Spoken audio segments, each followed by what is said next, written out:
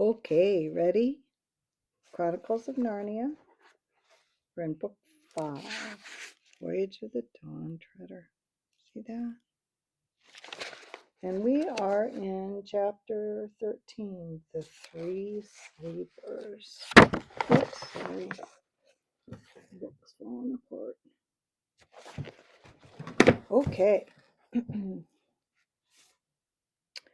So, remember they have just rescued Lord Roop from the island of nightmares, and they are sailing onward, eastward. Chapter 13, The Three Sleepers.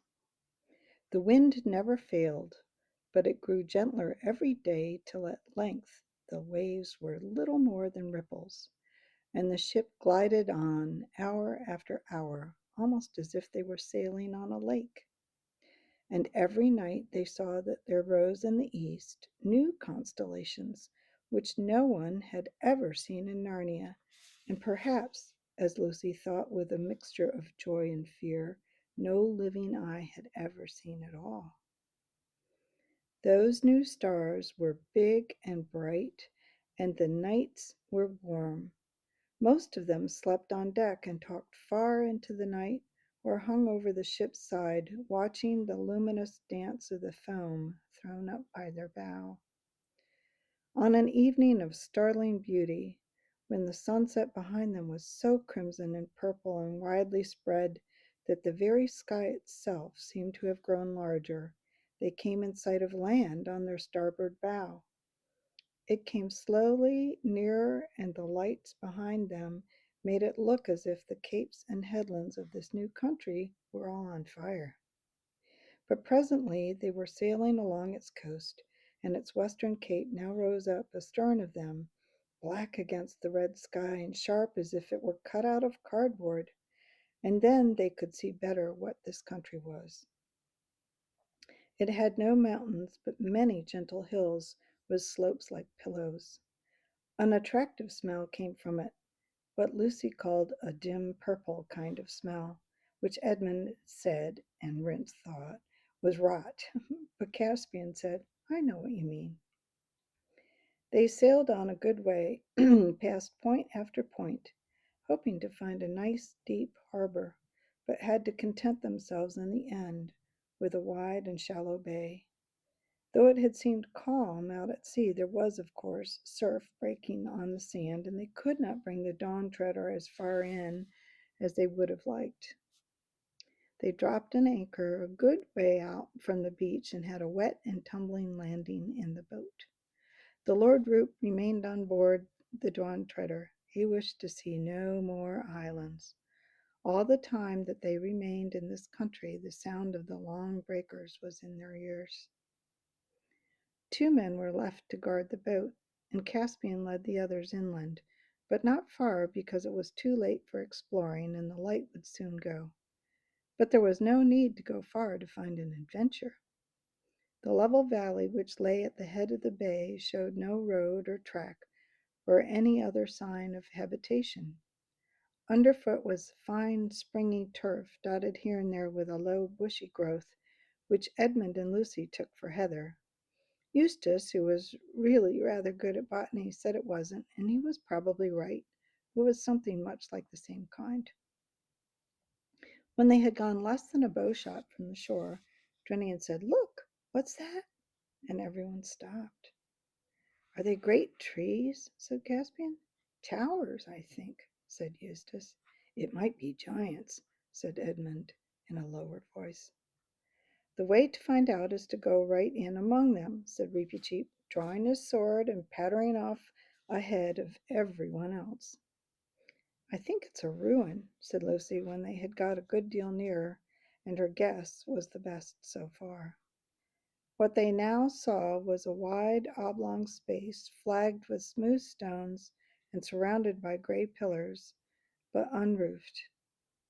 And from end to end ran a long table, laid with a rich crimson cloth that came down nearly to the pavement. At either side of it were many chairs of stone, richly carved and with silken cushions on the seats.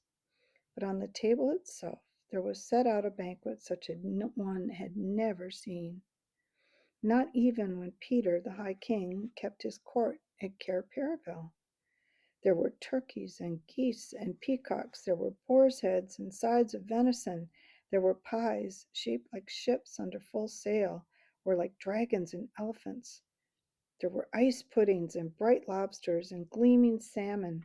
There were nuts and grapes, pineapples and peaches, pomegranates and melons and tomatoes. There were flagons of gold and silver and curiously wrought glass, and the smell of the fruit and the wine blew towards them like a promise of all happiness. "I say," said Lucy. They came nearer and nearer, all very quietly. "But where are the guests?" asked Eustace. "We can provide that, sir," said Rents. "Look!" said Edmund sharply. They were actually within the pillars now and standing on the pavement. Everyone looked where Edmund had pointed. The chairs were not all empty. At the head of the table and in the two places beside it there was something, or possibly three somethings. "What are those?" asked Lucy in a whisper. "Looks like three beavers sitting at the table." "Or a huge bird's nest," said Edmund. "Looks more like a haystack to me," said Caspian. Reepicheep ran forward, jumped on a chair and thence onto the table, and ran along it, threading his way as nimbly as a dancer between jeweled cups and pyramids of fruit and ivory salt cellars. He ran right up to the mysterious gray mass at the end, peered, touched, and then called out, "These will not fight, I think." Everyone now came close and saw what was in those three chairs was three men, though hard to recognize as men till you looked closely. Their hair, which was gray, had grown over their eyes till it almost concealed their faces, and their beards had grown over the table, climbing round and entwining plates and goblets as brambles entwine a fence, until all mixed in one great mat of hair, they flowed over the edge and down to the floor. And from their heads the hair hung over the backs of their chairs, so that they were wholly hidden. In fact, the three men were nearly all hair. "Dead?" said Caspian. "I think not, sire," said Reepicheep, lifting one of the hands out of his tangle of hair in his two paws. "This one is warm, and his pulse beats." "This one too, and this," said Drenian. "Why, they're only asleep," said Eustace. "It's been a long sleep, though," said Edmund, "to let their hair grow like this." "It must be an enchanted sleep," said Lucy. "I felt the moment we landed on this island it was full of magic. Oh, do you think we have perhaps come here to break it?" "We can try," said Caspian, and began shaking the nearest of the three sleepers. For a moment everyone thought he was going to be successful, for the man breathed hard and muttered, "I'll go eastward no more. Out oars for Narnia." But he sank back almost at once into a yet deeper sleep than before. That is, his heavy head sagged a few inches lower towards the table, and all efforts to rouse him again were useless. With the second, it was much the same. "Weren't born to live like animals. Get to the east while you've got a chance. Land's behind the sun," and sank down. And the third only said, "Mustard, please," and sank hard, or slept hard. "Out oars for Narnia, eh?" said Drenian. "Yes," said Caspian. "You are right, Drenian. I think our quest is at an end. Look at their rings. Yes, these are their devices. This is the Lord Revilian, this is the Lord Argos, and this is the Lord Mavramorn." "But we can't wake them," said Lucy. "What are we to do?" "Begging your Majesty's pardon, all," said Rents. "But why not fall to while you're discussing it? We don't see a dinner like this every day." "Not for your life," said Caspian. That's right," said several of the sailors. Too much magic about here. The sooner we're back on board, the better." "Depend on it," said Reepicheep, "that it was from eating this food that these three lords came by a 7 years' sleep." "I wouldn't touch it to save my life," said Drinian. "The light's going uncommon quick," said Rhinoff. "Back to the ship, back to the ship," muttered the men. "I really think," said Edmund, "they're right. We can decide what to do with the three sleepers tomorrow. We daren't eat the food, and there's no point in staying here for the night. The whole place smells of magic and danger." "I am entirely of King Edmund's opinion," said Reepicheep, "as far as concerns the ship's company in general, but I myself will sit at this table till sunrise." "Why on earth?" said Eustace. "Because," said the mouse, "this is a very great adventure, and no danger seems to me so great as that of knowing, when I get back to Narnia, that I left a mystery behind me through fear." "I'll stay with you, Reep," said Edmund. "And I too," said Caspian. "And me," said Lucy, and then Eustace volunteered also. This was very brave of him, because, having never read of such things or even heard of them till he joined the DawnTreader, made it worse for him than for the others. "I beseech your majesty," began Drinian. "No, my lord," said Caspian, "your place is with the ship, and you have had a hard day's work, while we five have idled." There was a lot of argument about this, but in the end Caspian had his way. As the crew marched off to shore in the gathering dusk, none of the five watchers, except perhaps Reepicheep, could avoid a cold feeling in their stomach. They took some time choosing their seats at the perilous table. Probably everyone had the same reason, but no one said it out loud, for it was really rather a nasty choice.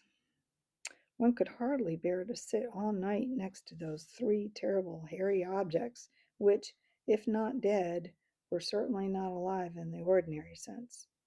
On the other hand, to sit at the far end, so that you could see them less and less as the night grew darker, and wouldn't know if they were moving, and perhaps wouldn't see them at all by about 2 o'clock, oh, that was not to be thought of. So they sauntered round and round the table, saying, "What about here?" or "Perhaps a bit further on," or "Why not on this side?" till at last they settled down somewhere about the middle, but nearer to the sleepers than to the other end. It was about 10 by now, and almost dark. Those strange new constellations burned in the east. Lucy would have liked it better if they had been the leopard and the ship and other old friends of the Narnian sky. They wrapped themselves in their sea cloaks and sat still and waited. At first there was some attempt to talk, but it didn't come to much. And they sat, and all the time they heard the waves breaking on the beach. After hours that seemed like ages, there came a moment when they all knew they had been dozing a moment before, but now were suddenly wide awake. The stars were all in quite different positions from those that when they had last noticed. The sky was very black except for the faintest possible grayness in the east. They were cold, though thirsty and stiff, and none of them spoke because now, at last, something was happening. Before them, beyond the pillars, there was the slope of a low hill, and now a door opened in the hillside, and light appeared in the doorway, and a figure came out, and the door shut behind it. The figure carried a light, and this light was really all that they could distinctly see. It came slowly, uh, it came slowly nearer and nearer, till at last it stood right at the table opposite to them. Now they could see that it was a tall girl, dressed in a single long garment of clear blue, which left her arms bare. She was bareheaded, and her yellow hair hung down her back. And when they looked at her, they thought that they had never known before what beauty meant. The light which she had been carrying was a tall candle in a silver candlestick, which she now set upon the table. If there had been any wind off the sea earlier in the night, it must have died by now, for the flame of the candle burned as straight and still as if it were a room with the windows shut and the curtains drawn. Gold and silver on the table shone in its light. Lucy now noticed something lying lengthwise on the table which had escaped her attention before. It was a knife of stone, sharp as steel, a cruel-looking, ancient-looking thing. No one had yet spoken a word. Then, Reepicheep first and Caspian next, they all rose to their feet, because they felt that she was a great lady. Travelers who have come far to Aslan's table, said the girl, why do you not eat and drink? Madam, said Caspian, we feared the food because we thought it had cast our friends into an enchanted sleep. They have never tasted it, she said. Please, said Lucy, what happened to them? 7 years ago, said the girl, they came here in a ship which sails were rags and her timbers ready to fall apart. There were a few others with them, sailors, and when they came to this table, one said, here is the good place. Let us sail and reef sail. Let us set sail and reef sail and row no longer, but sit down and end our days in peace. And the second said, no, let us re-embark and sail for Narnia in the west. It may be that Miraz is dead. But the third, who was a very masterful man, leapt up and said, no, by heaven, we are men and Telmarans, not brutes. What should we do but seek adventure after adventure? We have not long to live in any event. Let us spend what is left in seeking the unpeopled world behind the sunrise. And as they quarreled, he caught up the knife of stone which lies here on the table and would have fought with his comrades, but it is a thing not right for him to touch. And as his fingers closed upon the hilt, deep sleep fell upon all three. Until the enchantment is undone, they will never wake. What is this knife of stone? Asked Eustace. Do none of you know it? said the girl. I think, said Lucy, I've seen something like it before. It was a knife like that which the White Witch used when she killed Aslan at the stone table long ago. It was the same, said the girl, and it was brought here to be kept in honor while the world lasts. Edmund, who had been looking more and more uncomfortable for the last few minutes, now spoke. Look here, he said, I hope I'm not a coward about eating this food.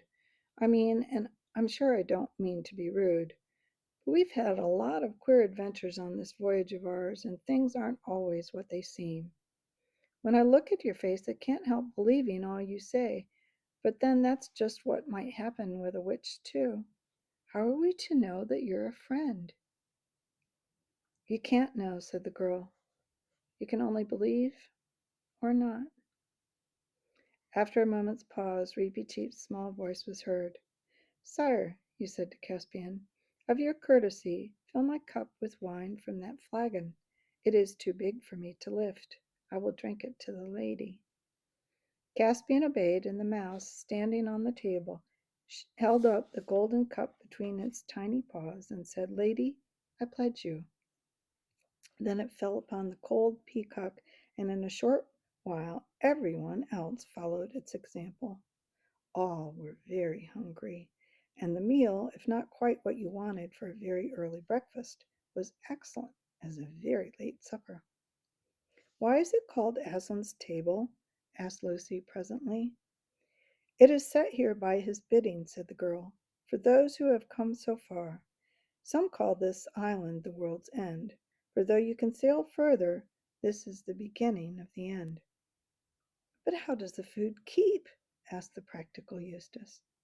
It is eaten and renewed every day, said the girl. This you will see.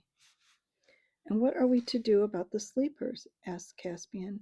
In the world from which my friends come, here he nodded at Eustace and the Pevensies, they have a story of a prince or a king coming to a castle where all the people lay in enchanted sleep.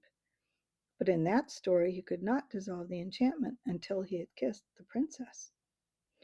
But here, said the girl, it is different. Here he cannot kiss the princess till he has dissolved the enchantment." "Then," said Caspian, "in the name of Aslan, show me how to set about this work at once." "My father will teach you that," said the girl. "Your father!" said everyone. "Who is he, and where?" "Look," said the girl, turning round and pointing at the door in the hillside. They could see it more easily now, for while they had been talking, the stars had grown fainter, and great gaps of white light were appearing in the grayness of the eastern sky.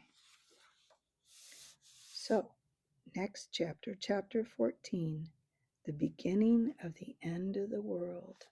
Until then.